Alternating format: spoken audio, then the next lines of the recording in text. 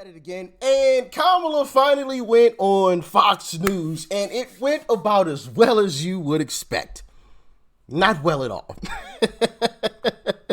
She absolutely bombed the interview when actually being pressed on questions. So shout out to Brett, who, I was a little like, I don't know, man. Like, they should have had like Jesse or somebody like do the interview, but to his credit, to Brett's credit, he actually pushed back on, her trying to ramble on and on and on and on forever. But at the very end, her team absolutely panicked and got her up out of there quick, fast, and in a hurry. And you'll see that at the very end. But I got a lot to get to. So with that being said, let's dive in.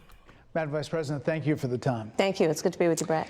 Voters tell pollsters all over the country and here in Pennsylvania that immigration is one of the key issues that they're looking at this election, and specifically the influx of illegal immigrants from more than 150 countries.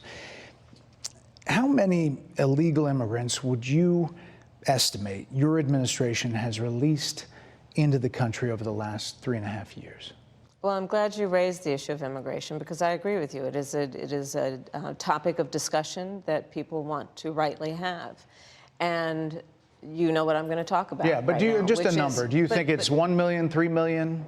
Brett, let's just get to the point, okay? The point is that we have a broken immigration system that needs to be repaired. So your Homeland Security Secretary said that 85% of apprehensions. I'm not finished. We have it's a an rough immigration estimate of system 6 million people have been released into the country. And let me just finish. I'll get to the question, I promise you. I was beginning to answer. And when you came into office, your administration immediately reversed a number of Trump border policies. Most significantly, the policy that required illegal immigrants to be detained through deportation, either in the U.S. or in Mexico. And you switched that policy. They were released from custody awaiting trial. So instead, included in those were a large number of single men, adult men, who went on to commit heinous crimes.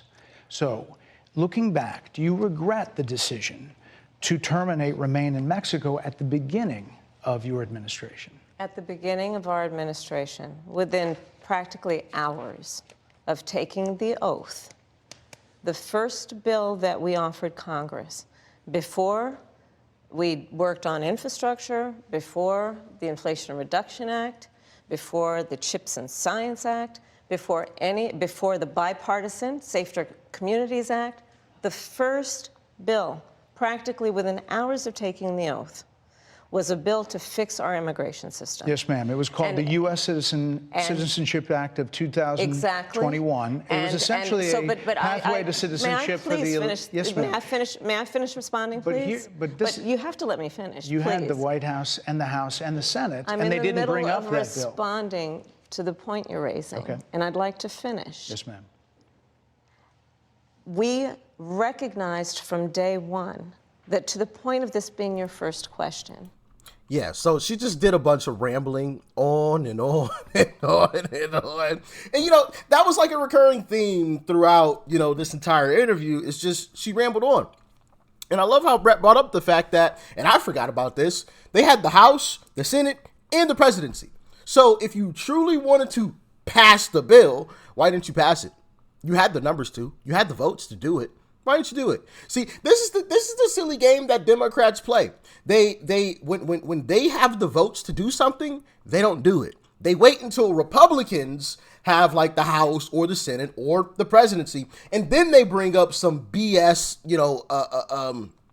legislation for a vote that is like, checks for American citizens or something, but they don't tell you what's actually inside the bill. It's not just sending out checks to a few American citizens, but it's also sending more money to Ukraine and, funding this BS over in this country and closing the borders over on that country. And of course, Republicans vote no, and then they're like, see, Republicans don't want to help out the American citizens. And it's like, well, if you truly wanted to pass the bill, you had an opportunity to. But then also, why are you playing these silly games where you'll label a bill something, but the bill will be like 100 pages and filled with a bunch of BS, like I just described there. Silly games, man, silly games. But you guys got to hear what she had to say to some of the illegals who have, unfortunately, pine boxed some American citizens. Check out her response to that. It would have allowed us to put more resources into prosecuting transnational criminal organizations, which I have done as the Attorney General, former Attorney General of a border state. Madam Vice President, a couple of things. Prosecuted trafficking of drugs, guns, and human beings. And Donald Trump, but let me just finish. Six Democrats voted against that bill. Learned about that bill and told them to kill it because he preferred to run on a problem instead of fixing a problem. And in this election, this is rightly a discussion that the American people want to have. And what they want are solutions, and they want a president of the United States who's not playing political games with the issue, I hear you, but actually is focused on fixing it. Six Democrats voted against that bill. It would have allowed 1.8 million illegal immigrants into the country a year. A lot of conservatives had a problem with it. These are the six Democrats. But more importantly, back to the original premise, Jocelyn Nungary, Rachel Morin, Laken Riley, they are young women who were brutally assaulted and killed by some of the men who were released at the beginning of the administration, well before a negotiated bipartisan bill. Former President Clinton actually referred to Laken Riley Sunday, campaigning for you in Georgia, saying if those men had been properly vetted, Laken Riley probably would not have been killed. So if it wouldn't have happened, this is well before any negotiation. This is well before Donald Trump got involved in the politics. This is a specific policy decision by your administration to release these men into the country. So what I'm saying to you, do you owe those families an apology? Let me just say, first of all, those are tragic cases. There's no question about that. There is no question about that. And I can't imagine the pain that the families of those victims have experienced for a loss that should not have occurred. So that is true.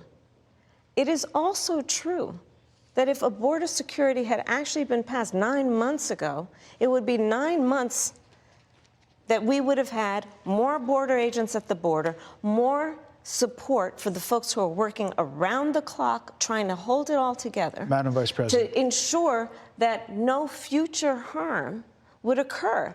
And this election in 20 days will determine whether we have a president of the United States who actually cares more about fixing a problem, even if it is not to their political advantage in an election, because there was a solution, Brett. Madam Vice President, it was a policy decision in the early part of your administration. I will let one of the mothers talk about it. Take a listen. Because of the Biden-Harris administration open border policies catch and release, they were enrolled in the Alternatives to Detention program. This meant that they were released into the United States. It was not even a full 3 weeks later that they would take my daughter, Jocelyn Nungary's life. I believe the Biden-Harris administration open border policies are responsible for the death of my daughter. That's the early days. So do you owe them an apology is what I'm saying. I will tell you that I am so sorry for her loss. I am so sorry for her loss. Sincerely. Did you notice it? Did you catch it? I'm so sorry for her loss. I'm so sorry for her loss. I'm so sorry. While shaking her head no the entire time. I'm just saying, I'm no body language expert, but you know, I'm just something that I noticed, you know, just saying. But let's talk about what is happening right now with an individual who does not want to participate in solutions. Let's talk about. Yeah, so you get the recurring theme that is happening here. Ramble, ramble, ramble, blame Trump. Ramble, ramble, ramble, blame Trump some more.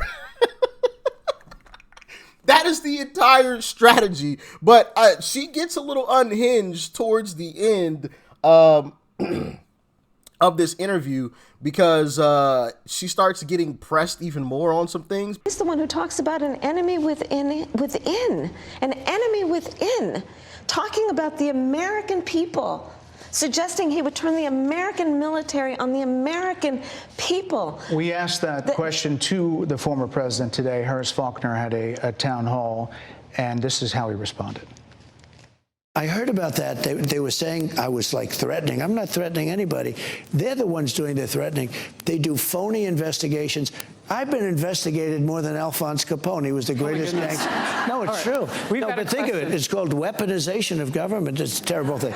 So Brett, I'm sorry, and with all due respect, that clip was not what he has been saying about the enemy within that he has repeated when he's speaking about the American people. That's not what you just showed. he was asked about that specific... No, that's not what you just showed. In all fairness and respect to you. I'm telling you, that was the question that we asked him. You didn't show that, and here's the bottom line. He has repeated it many times, and you and I both know that. And you and I both know that he has talked about turning the American military on the American people. He has talked about going after people who are engaged in peaceful protest. He has talked about locking people up because they disagree with him. This is a democracy. And in a democracy, the President of the United States, in the United States of America, should be willing to be able to handle criticism without saying he'd lock people up for doing it. And this is what is at stake, which is why you have someone like the former chairman of the Joint Chiefs of Staff saying what Mark Milley has said about Donald Trump being a threat to the United States of America. He's quoted in the Bob Woodward book that way, yes. Let me ask you this, Madam Vice President. You call Donald Trump... The significance of that. You call Donald Trump... Let's not diminish the significance of that. He's a threat. Oh, man. Oh, wow. Wow. But she then gets asked about, Joe Biden because she, wants to or thinks it's this great idea to now bring up Trump's mental stability or mental acuity. Because she released her physical exam or whatever, right? Now she's bragging, oh, well, I released mine. Where's Trump's? But I find a lot of hypocrisy with that because she hid the fact that Biden was gone for years and years. She hid it. But now all of a sudden, hey, Trump, hey, release it. President, But you call let's not Donald diminish Trump. the significance of that. You call Donald Trump. He's misguided. You say now He's he unstable. is unstable. He is unstable, Brett. He's not well. You say he's mentally not stable. He's not stable. Let me ask you this. You and told we many should all be interviewers concerned. that Joe Biden was on his game, that ran around circles on his staff. When did you first notice that President Biden's mental faculties appeared diminished? Joe Biden, I have watched from the Oval Office to the Situation Room, and he has the judgment and the experience to do exactly what he has done in making very important decisions on behalf of the American people. There were no concerns raised? Brett, Joe Biden is not on the ballot. I understand. And but Donald Trump But is, you talked about it. And Donald Trump After George Clooney said within a few minutes of talking to President Biden at a fundraiser that he thought this was not the same Joe Biden that we saw on the debate stage. Donald Trump is on the ballot. I understand. You met with him at least once a week for 3.5 years. You didn't have any concerns? I think the American people have a concern about Donald Trump, which is why the people who know him best, including leaders of our national security community, have all spoken out, even people who worked for him in the Oval Office, worked with him in the Situation Room, and have said he is unfit and dangerous and should never be president of the United States again. Hold on. You mean like, y'all remember the 50 intelligence agents who confirmed that the laptop was fake? Y'all remember that? Am I the only one that remembers that? Because now I see Democrats trying to do the same thing. Well, see, all of these people over here are saying X, Y, and Z, Trump bad too. So we're correct. But you guys also said 50 intelligence agents said the laptop isn't a real thing. So, like, come on now. But also, I want to point out, y'all notice these earrings? Don't these look like those viral earrings that have like the speaker in them? That actually legit, that legit looks like one of those. It really does. It really does.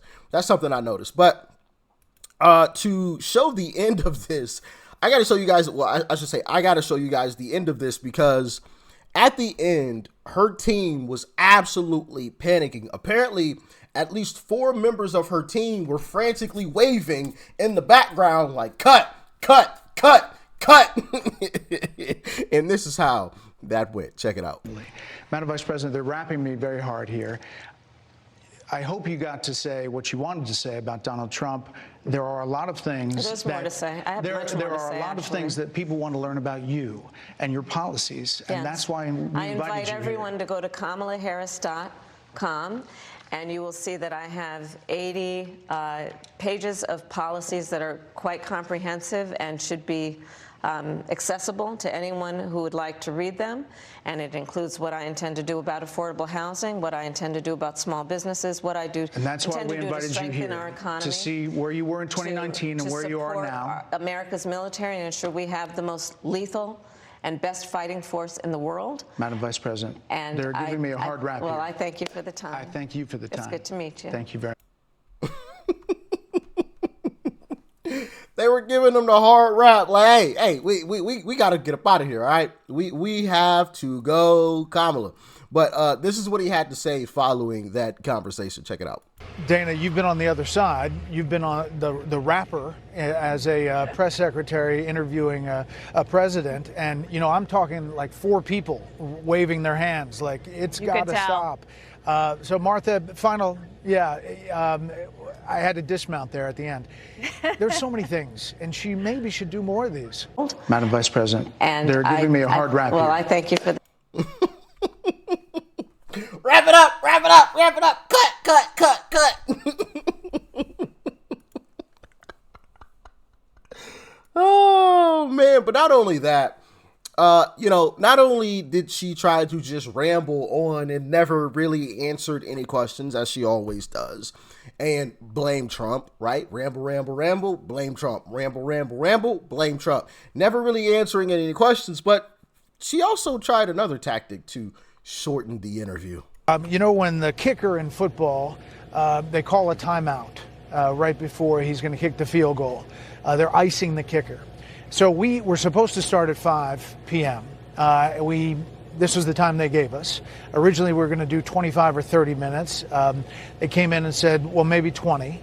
So it was already getting whittled down. And then the vice president showed up about 5:15. We were pushing the envelope to be able to turn it around for the top of the 6 o'clock. So that's how it started.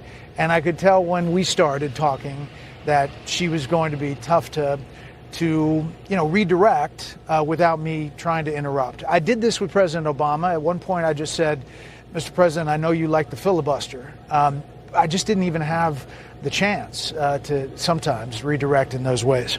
I had a lot of other questions. So she tried to show up late to shorten the interview, and then once things weren't going her way, her team wanted to cut, wrap it up now. At least 4 people on her team were all like in the background, like, come on. Could you imagine, at least 4 members of her team in the background, like all like, cut, wrap it up. This ain't good. Which also, lets you know the desperation. But I want to show you guys this really quickly that I came across. And it lets you know that the media is all controlled by the same people. Check this out. Kamala Harris spars with Fox News anchor in testy interview. Kamala Harris defends economic plan in testy Fox News interview. Harris interview with Fox News is marked by testy exchanges. VP Harris gets testy in Fox News interview. Harris interview with Fox News is marked by testy exchanges. Like, why do they all use the same? Anybody find that weird? Controlled by the same folks, maybe. Controlled by the same folks. But as I said, man, I wish I could sit here with the whole interview. But it is just so bad that probably most of y'all wouldn't even watch the whole thing. You would just get annoyed because, literally, it's just rambling. Ramble, blame Trump, ramble. That's literally, I'm not even kidding. That's all it is. And she never really answered any questions. Never. But, I guess, should we be surprised? Not at all. But that's why a lot of these past interviews have been edited, chopped up, right? Like the whole 60 Minutes, that whole scandal. That's why ABC on the debate stage tried to play cover for her and only try to fact check Trump, but Kamala can stand up there and lie the whole time. That's why they're doing it. She just exposed herself. This should absolutely tank her campaign. But what do you think? Let me know. Peace and love. I'm out.